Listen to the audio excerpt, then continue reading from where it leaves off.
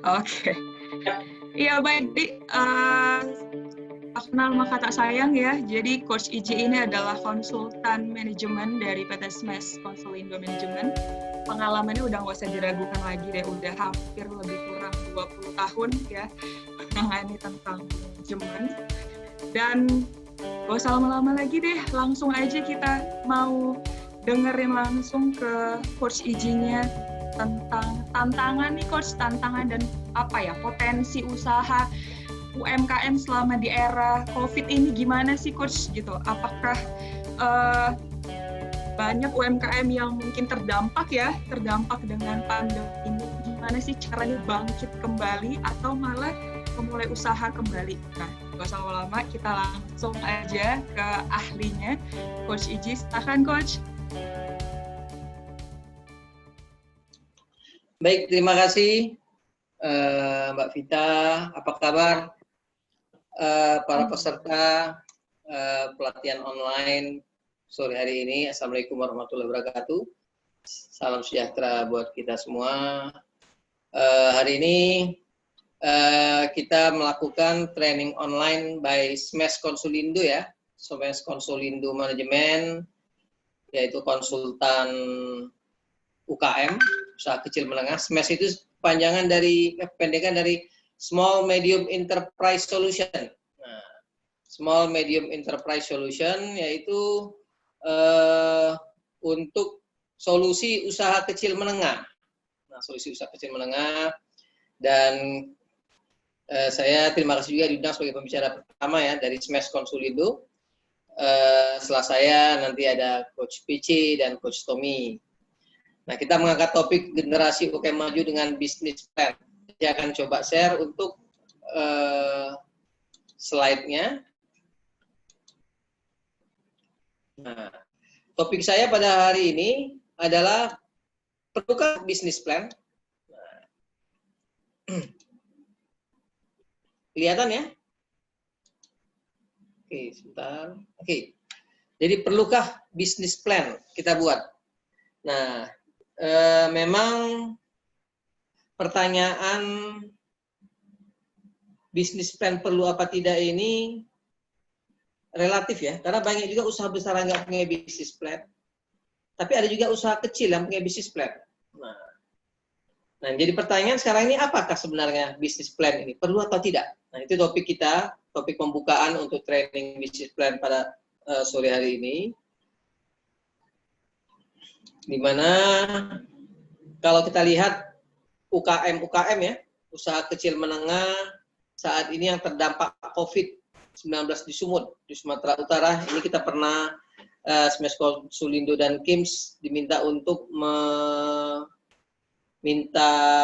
melakukan pendataan yang mengolah data dari 33 kabupaten kota, ada kunjungan studi 33 kabupaten dinas koperasi UKM. Kita mendapatkan saat ini waktu itu ya di bulan Juli UKM terdampak COVID, UKM ini sangat terdampak terhadap penjualannya. Jadi penjualannya menurun. Yang paling tinggi ya, ini ada di 29 kabupaten kota.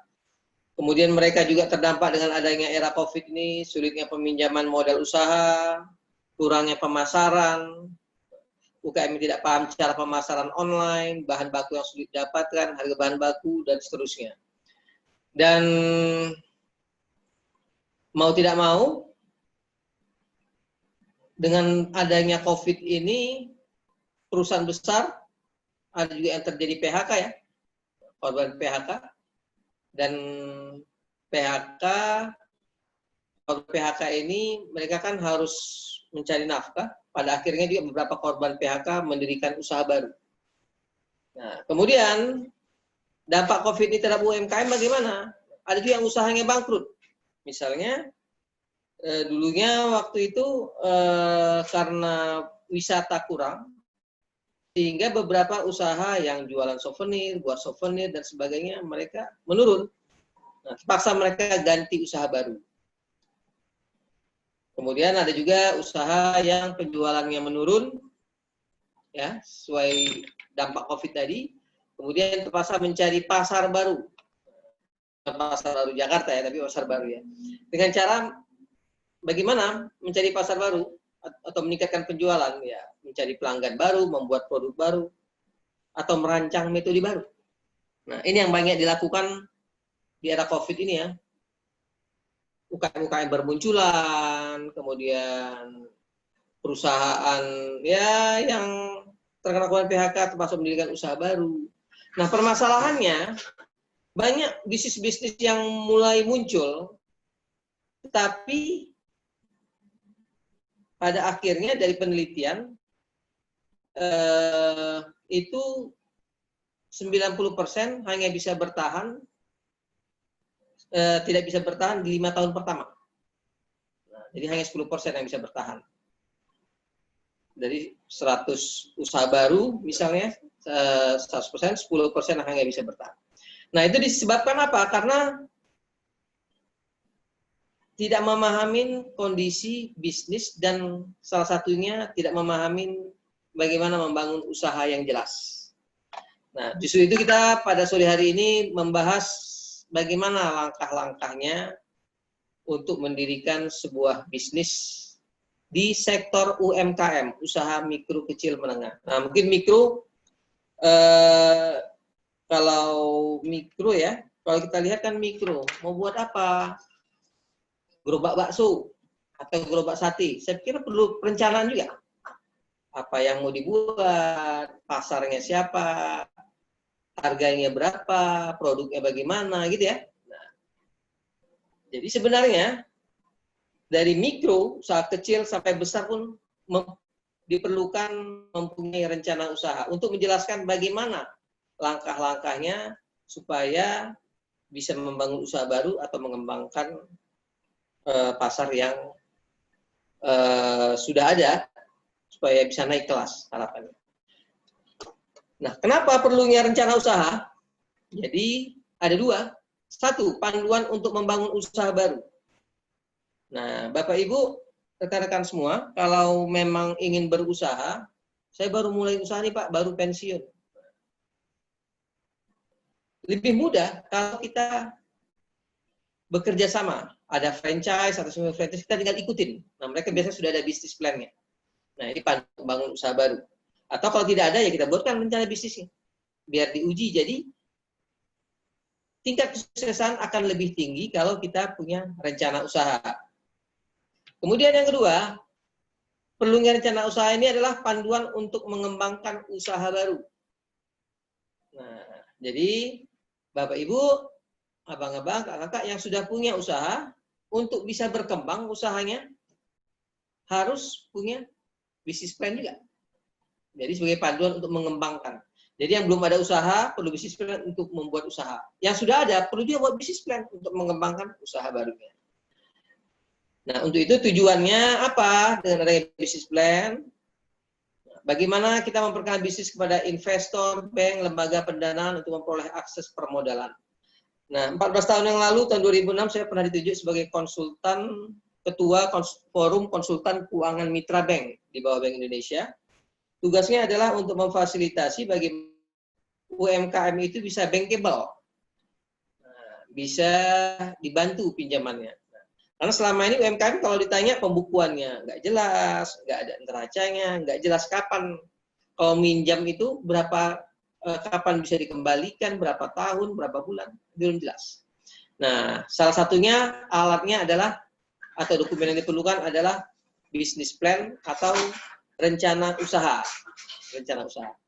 Yang kedua, mengembangkan ide-ide bisnis menjadi sistem nyata atau perencanaan.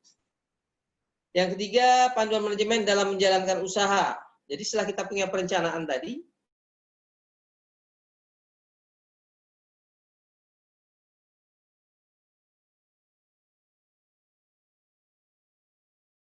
masker misalnya, ada pimpinan, itu perlu panduan untuk mengembangkan usahanya, apa langkah-langkah berikutnya supaya terarah.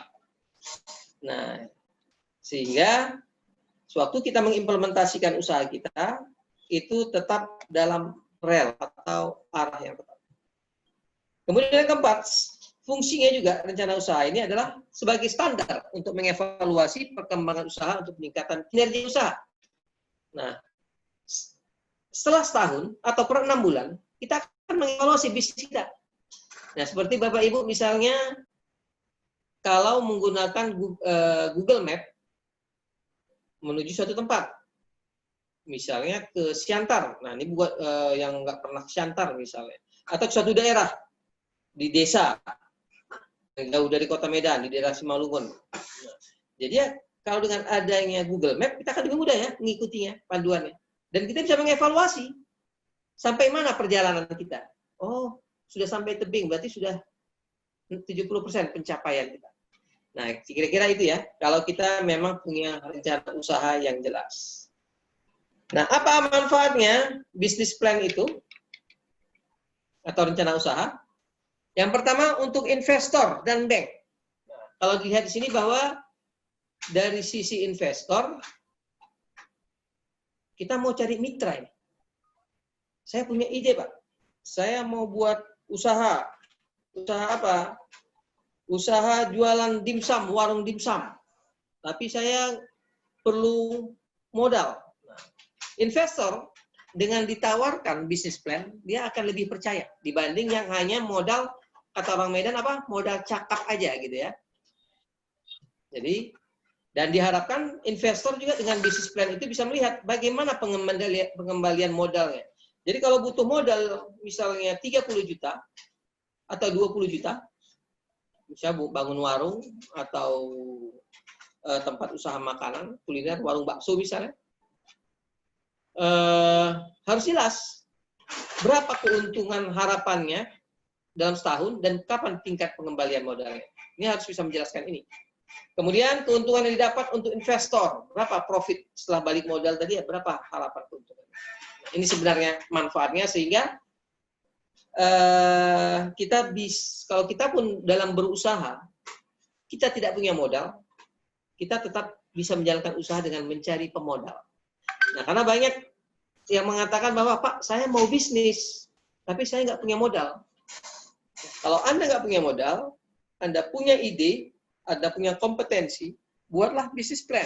Anda tawarkan ke para investor. Tinggal nanti bagi hasil. Yang B, bank. Melihat kemampuan pengembalian pinjaman. Jadi kalau kita bicara bisnis plan, bank juga akan melihat. Dengan adanya bisnis plan rencana usaha kita, neraca kita, rugi laba, cash flow, alirnya. Bank akan lebih percaya, oh ini sebenarnya bisnis kamu bagus ini, pasarnya jelas, gitu ya, produknya oke, produksinya terstandarisasi, misalnya gitu ya, di dalam rencana itu. Walaupun masih rencana, mereka punya keyakinan untuk membantu pinjaman yang diperlukan. Nah, dulu waktu saya kuliah di IMM, satu profesor saya pernah bilang dalam kuliah bahwa kegagalan bisnis itu 30% disebabkan, 30-40% disebabkan karena kegagalan dalam merencanakan. Jadi kalau kita rencana usaha kita udah benar, 30-40% ya resiko itu tidak bisa kita atasi. Itu gunanya bisnis plan. Kemudian gunanya untuk perusahaan apa? Nah, seperti yang saya utarakan tadi, bahwa manajemen itu perlu tahu arah bisnisnya kemana, organisasi, dan alat evaluasinya. Untuk alat evaluasi, buat manajemen ya. Dan untuk SDM perusahaan bisa sebagai panduan kerja. Jadi misalnya di dalam bisnis plan, ada marketing plan-nya, ada production plan misalnya. Nah, buat SDM yang ditugaskan sebagai marketing, atau dia akan lebih mudah. Oh, ini arah usaha kita. Nah, secara umum, bisnis plan itu isinya mempunyai poin-poin ini. Dan bisa dikembangkan poin-poinnya. Ada ringkasan eksekutif, profil perusahaan, aspek teknis produksi, aspek pasar, aspek keuangan, hukum, sosial, dan bisa ditambahkan lagi aspek SDM, dan seterusnya. Ini salah satu contoh. Inilah kira-kira topik kita pada sore hari ini, yang akan dijelaskan nanti oleh teman saya, Andrearson, tentang bisnis model. Setelah bisnis model, nanti akan dijelaskan lagi oleh yang telah mengimplementasikan bisnis plan dalam dunia usaha yaitu saudara Tommy, Coach Tom. Dia akan menjelaskan lebih detail tentang bisnis plan. Nah, apalagi guna dari bisnis plan? Nah, salah satunya adalah dengan arah rencana bisnis. Kita punya arah rencana bisnis kita kemana? Tujuannya apa? Supaya meningkatkan kinerja bisnis. Kinerja bisnis ini apa? Lebih untung pastinya. Untuk memperoleh keuntungan serta UMKM terus tumbuh. Jadi ada dua sebenarnya kinerja yang baik dalam bisnis, profitabilitas dan dan sustainability, keberlangsungan. Jadi kita harus untung, tapi jangan untungnya habis itu tutup. Setahun untung, habis itu tutup usahanya. Tapi untungnya ini terus bertambah. Atau istilah sekarang yang sedang dibumingkan pemerintah adalah UMKM naik kelas. Untuk itu, sebelum kita membuat rencana bisnis, kita harus lihat dalam bisnis plan itu ada aspek-aspek yang harus direncanakan. Yang pertama adalah aspek pemasaran. Nah, tujuannya bagaimana kita membuat marketing plan atau rencana pemasaran supaya pelanggan kita puas dan omsetnya bisa naik. Itu tujuannya. Yang kedua, operasional, aspek operasional atau produksi. Bagaimana kita bisa menghasilkan output yang QCD. QCD itu adalah cost, quality cost delivery. Mutu yang baik, biaya rendah, pengiriman tepat waktu. Itu topiknya nanti manajemen operasional. Nah, mungkin kita nggak akan bisa detail hari ini. Kedepannya Smash Konsolindo dengan IEDC. Jadi di acara ini selain Smash ada Industrial Engineering Development Center ya. Itu bentukan dari himpunan alumni teknik industri USU, sebuah komunitas para expert. Nah, kita akan nanti membawakan manajemen operasional agar dihasilkan produk yang bermutu. Nah, permasalahannya UMKM, produknya tidak konsisten mutunya, atau mutunya itu-itu saja. Permintaan pelanggan sudah semakin meningkat, persaingan semakin ketat, mau tidak mau kita harus terus-menerus mengembangkan mutu produk kita. Yang ketiga, sumber daya manusia. Output yang diharapkan di sini adalah bagaimana dalam bisnis plan tadi kita bisa merencanakan SDM-nya supaya kompeten, komitmen, dan pemakaian SDM-nya efisien. Yang keempat, keuangan. Nah, di pikiran kita harus melihat apa fungsi perencanaan keuangan dalam bisnis plan. Nah, supaya kita bisa mengendalikan keuangannya. Ya, untuk usaha, pembukuannya untuk usaha. Jangan nanti uang usaha dipakai modalnya itu untuk jalan-jalan, untuk biaya rumah tangga, dan sebagainya. Walaupun diperlukan ya, nanti habis modalnya. Justru kita harus bisa mengendalikan dari aspek keuangan. Sehingga kita bisa menekan biaya untuk menghasilkan profit yang lebih tinggi. Yang kelima, aspek sistem manajemen. Ini juga perlu. Kalau kita mau naik kelas. Jadi arah bisnis plan yang mau kita diskusikan ini adalah untuk UMKM naik kelas di era digital. Nah, itu topik yang mau kita angkat nantinya terus-menerus tentang bisnis plan dan penajaman arah dari bisnis plan. Kemudian, setelah kita tahu manfaat bisnis plan, nah sekarang bagaimana cara membuat bisnis plan yang baik? Nanti akan dijelaskan oleh tim coach yang lain ya, Coach Tom dan Coach PC ya. Jadi yang pertama itu, kalau pengalaman saya, kebetulan saya juga pernah membangun bisnis mulai dari mahasiswa tahun 93-94, bisnis jeans di garasi ya. Kemudian ada MW, kemudian juga bisnis konsultan tahun 2002, kemudian bisnis cafe, ada Tebes Cafe. Nah, dari pengalaman itu saya melihat bahwa dalam membangun bisnis, kita harus paham dulu bagaimana bisnis proses kita. Bisnis proses bisnis kita. Di mana di dalam bisnis proses itu ada proses inti, ada proses pendukung, ada proses manajemen. Setelah itu yang kedua, baru kita kembangkan bisnis modelnya. Apa itu bisnis model? Nanti akan dijelaskan Coach PC. Dan kemudian baru didetailkan. Dari bisnis model itu baru kita jelaskan dalam bentuk rencana bisnis. Maaf, nih kira-kira moderator berapa menit lagi saya punya waktu? Ya, Coach, masih sampai jam 3, Coach. Silakan, Coach. Oke, sampai jam 3 ya. Yes. Jadi yang pertama, nah kita harus paham bagaimana bisnis proses. Pak, masa usaha mikro harus punya bisnis proses? Mikro itu adalah yang punya aset sampai 50 juta. Dan punya omset setahun 300 juta, itu mikro. Jadi 25 juta omsetnya mikro juga. Jadi kalau Bapak Ibu punya jualan frozen food di rumah, misalnya buat dimsum di rumah, frozen food, atau risol, nah, seperti itu ya. Kan harus punya bisnis proses juga. Kita tahu dulu, apa bisnis proses. Nah, jadi sebenarnya bisnis proses ini nggak ribet. Intinya ada 3. Mana proses inti yang pertama, A, B, proses pendukung, dan proses manajemen. Nah, seperti ini. Nah, bisa didetailkan di sini bahwa dalam bisnis proses itu harus jelas siapa pelanggan kita, who is your customer. Jadi kita mikirnya, kalau saya buat risol, pelanggan saya siapa ya? Oh, ada saudara saya, teman saya, misalnya risolnya di Kota Binjai misalnya, teman saya. Bisa dikirim kemana ya? Oh, di Medan bisa juga ya, dikirim ya, dekat ya. Tapi kalau dikirim, kalau frozen food bisa juga ya, ke Sidimpuan bisa dikirim ya, kalau frozen food. Kita list siapa pelanggan kita, apa keinginan pelanggan kita. Kemudian outputnya apa? Berarti produk risolnya bagaimana? Oh, pasar saya untuk anak muda, berarti risol saya harus inovatif. Bagaimana membuat risolnya? Itu proses inti. Bahan bakunya bagaimana? Baru supply-nya siapa? Suppliernya. Jadi kita pikirkan yang pertama adalah proses inti dari kanan ke kiri penerima output. Siapa? Output, proses, input, dan sumbernya.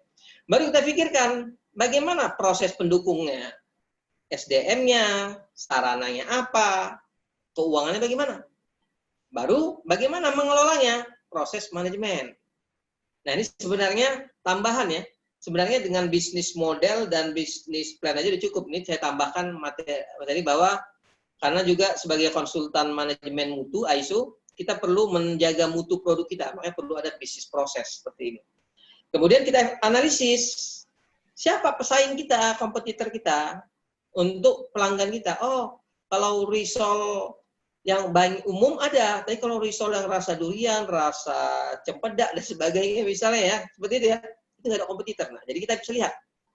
Jadi ada perlu dianalisis eksternal, analisis kompetitor, analisis pelanggan kita maunya apa, analisis supplier, siapa supplier kita. Dari pemerintah, perlu kita analisis juga, ada nggak bantuan pemerintah. Dari masyarakat, bagaimana teknologinya, kemampuan daya beli masyarakat. Nah, seperti sekarang, masyarakat ini tantangannya, dengan era COVID, apalagi di Jakarta, PSBB, mereka nggak akan keluar. Jadi ya, delivery itu sangat sangat bagus ya, bisnis yang delivery order ya, langsung dikirim ya ke pelanggannya. Nah, kemudian investor juga butuh apa dengan kita? Itu harus kita analisis. Maunya investor itu mau investasi di bidang apa? Kalau Bapak Ibu buat usaha desinfektan atau pabrik industri kesehatan, mungkin investor bakal mau. Tapi kalau dibuat investasi untuk buat wisata, pengembangan di daerah wisata, hotel, saya pikir investor nggak akan mau. Jadi kita harus tahu tantangan dari eksternal, dari tantangan dari pemerintah, dari masyarakat dan pemerintah. Nah, ini kira-kira model bisnis ya. Nah, nanti kalau memang ada yang ingin naik kelas, kita bisa ajarkan kembali bagaimana membuat proses, bisnis proses yang baik ya. Nah, jadi misalnya kalau di kafe, ini kafe Triple S ya, tempat kita. Ini ada penanganan order, kemudian ada penginputan order, ada proses produksi masak-memasak, baru dicek oleh koki dan baristanya, makanan minumannya baru diantar, dikemas, baru diserahkan oleh waiter ke customer. Ini bisnis proses contohnya. Dan perlu didukung oleh penyediaan SDM, penyediaan material, fasilitas, dan dijabarkan dalam bentuk keuangan. Nah, sebenarnya bisnis plan itu menjelaskan ini sebenarnya. Aspek pemasaran yaitu dari customer, aspek operasional yaitu proses inti atau produksi, aspek fasilitas, perencanaan fasilitas apa yang diperlukan, aspek SDM dan keuangan. manajemen keuangannya bagaimana, support keuangan, modalnya perlu berapa. Sebenarnya dengan kita memahami peta atau bisnis proses ini, kita akan lebih memudahkan kita untuk menyusun bisnis plan. Nah, di mana proses inti di sini adalah satu, pelanggan atau penerima output, ada output, aktivitas, input, supply ya. Nah, ini dia. Nah, jadi pertama kali kita harus buat proses inti kita atau operasional, proses produksi kita. Ada sumber, inputnya apa? Input ini material ya. Aktivitas, output, pelanggan. Nah, jadi ini karena waktunya ringkas, saya sekilas saja. Nah, kita lihat dari sisi pelanggan ya. Nah, bagaimana daya beli pelanggan saat ini, apa yang diinginkan pelanggan, pola pembeliannya bagaimana, keinginan pelanggan seperti tadi ya, mengurangi bepergian jauh tetap naik pesawat, berusaha tidak datang ke toko dan sebagainya. Ya kayak saya udah 6 bulan juga nggak masuk mall. Mungkin ada juga yang berani ya, tapi ya saya pikir itu harus dikaji. Keinginan pelanggan. Jadi pertama itu poinnya pelanggan. Yang kedua, produknya. Pastikan produk kita, spesifikasinya, harga pengirimannya, yang bagaimana yang diinginkan pelanggan. Kalau bicara delivery order, berarti ya harus cepat ya. Nah. Kemudian layanan. Bagaimana? Walaupun kita bisnis online, harus ramah juga, ramah, responsif. Jangan sampai di WA nanti besok baru dibalas. Itu nggak responsif. Itu layanan juga, kualitas layanan, fasilitasnya, proses layanan kalau datang ke tempat makan, kuliner, ya, harus bersih, cepat, dan mudah. Kemudian bagaimana proses operasional produksinya, terstandarisasi tidak prosesnya, ringkas. Nah, itu tadi ya, operasionalnya. Kemudian inputnya, material bahan bakunya bagaimana. Bagaimana harga bahan bakunya, spesifikasinya. Kita ingin standar untuk risol kita atau dimsum kita, tapi bahan bakunya ganti-ganti. Kadang tepung ini, nah harus dipastikan standar bahan baku kita seperti apa. Kemudian kedatangan bahan bakunya. Nah, jangan sampai susah memesan bahan bakunya, lambat datang supplier kita ya, nah, mengirimkannya. Jadi itu yang kelima, dianalisis juga tentang supplier kita. Kita nilai supplier kita, apakah bisa memenuhi kebutuhan kita, layanan cepat, atau tepat untuk bisa melayani kita. Karena supplier juga kalau tidak didukung, misalnya kita punya rekanan untuk mengantar produk kita, pengiriman, itu juga kan mempengaruhi. Jadi kita harus cari mitra pengiriman yang memang bisa cepat, tepat, dan kompetitif. Itu seperti itu masuk rekanan ya, supplier. Kemudian setelah itu kita bahas proses pendukungnya bagaimana, fasilitas apa yang diperlukan untuk menghasilkan misalnya risol atau dimsum yang baik atau martabak. Nanti Bang Tommy akan cerita tentang martabak bisa ya, peralatan yang apa seperti apa. Kemudian SDM-nya bagaimana, komitmennya, motivasi, loyalitas, dan keuangannya perlu dana berapa. Setelah kita tahu fasilitasnya apa, SDM-nya apa, materialnya apa, baru kita bisa hitung keuangan kan. Berapa budget yang diperlukan, anggaran yang diperlukan untuk menghasilkan itu, untuk mengadakan fasilitas dan SDM. Baru kemudian proses manajemennya, bagaimana kita mengendalikannya. Nah, kemudian setelah kita paham itu, nah proses manajemen ini apa? Target ya. Jadi UKM juga harus punya target. Target. Saya bulan ini penjualan saya harus 1 juta misalnya, karena masih baru. Sedikit ya, atau 3 juta. Bulan depan 4 juta. Dalam 6 bulan, dalam setahun, saya mau omset saya 50 juta atau 45 juta. Itu target. Bagaimana target profit kita? Kita harus pakai target. Nah, jadi dalam proses manajemen kita harus juga sebaiknya dalam bisnis plan yang baik perlu dimasukkan target-target dalam bisnis plan. Dan kemudian bagaimana kita mengendalikan proses kita. Nah, seperti martabak pizza ya, itu nantinya kalau rencana mau franchise, mau buka cabang tempat lain, itu perlu ada SOP, sila perlu sistem manajemen. Tapi kalau kita memang masih bekerja sendiri, dia yang jual, dia yang masak, dia yang administrasi, ya nggak perlu, harus ada sistem. Tapi kalau memang sudah dikembangkan bisnisnya, mulai berkembang, perlu ada sistem manajemen yang baik, yaitu dibuat SOP-nya. Jadi kalau mikro mungkin belum begitu perlu ya, ada SOP atau ini pengendalian sistem manajemen mutu ini, pengendalian sistem ya, checklist SOP ya. Tapi kalau dia sudah mulai berkembang, naik kelas, mau naik kelas dari mikro ke kecil ke menengah, mau tidak mau kan orang yang harus menjalankan usahanya. Disitulah diperlukan panduan kerja dalam bentuk SOP. Jadi tergantung ya, tergantung. Jadi kalau lu nggak dibeni, tapi kalau usaha kecil atau ke menengah ke besar harus sudah mulai baik. Nah, setelah kita paham alur proses kita atau peta proses kita mungkin bisa kita coret-coret aja di kertas. Oh, outputnya ini, pelanggan saya sini. Nah, jadi mulainya dari customer ya, dari pelanggan kita, outputnya apa, aktivitas apa, inputnya apa, material dan supply-nya siapa. Setelah kita pahamin itu prosesnya, baru nanti kita buat bisnis model canvas. Ini akan dijelaskan oleh Coach PC nanti ya. Coach PC ini dari teknik industri ya, alur teknik industri SU. Ya, biasanya dengan proses industri ya, dan nanti akan jelaskan. Harus dituliskan bagaimana biar lebih terarah.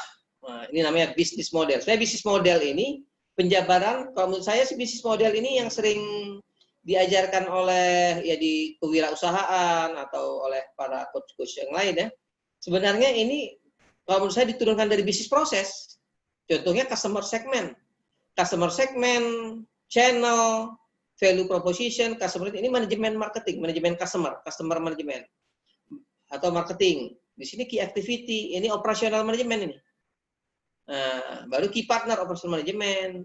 Nah, baru kemudian ada structure, cost structure dari revenue streams, ini keuangan ya, dukungan keuangan. Seperti itu. Oke, setelah bisnis modelnya dapat, baru yang ketiga, baru setelah itu, kalau kita mau lebih baik lagi, kita detailkan kita buatkan penjabarannya dalam bisnis plan. Nah, dilihat dari manajemen permintaannya, dari pelanggan kita, dari customer ya. Customer minta apa? Kan dari customer kan? Baru kita bagaimana memarketingkan, marketing planningnya, baru production planningnya bagaimana, baru penyediaan sumber dayanya bagaimana. Sumber daya ini man, material, machine, dan dibiayai dengan money atau uang, 4M. Jadi uang. Inilah. Jadi semua itu harus terencana dulu, baru bisa kita hitung uangnya berapa untuk membangun usaha yang baik. Keluar nanti rancangan anggaran. Nah, modal kerjanya berapa, investasinya berapa. Setelah kita paham model bisnis. Jadi nggak ujuk-ujuk langsung buat rencana keuangan. Kita harus mulai dari customer dulu, pasar, produk kita, aktivitas kita, sumber daya apa, baru ngitung uangnya. Baik, saya pikir itu, Bu Vita. Ya, kilas sharing dengan saya, dan nanti bisa dilanjutkan dengan tanya jawab. Terima kasih Bu semua. Saya kembalikan ke moderator.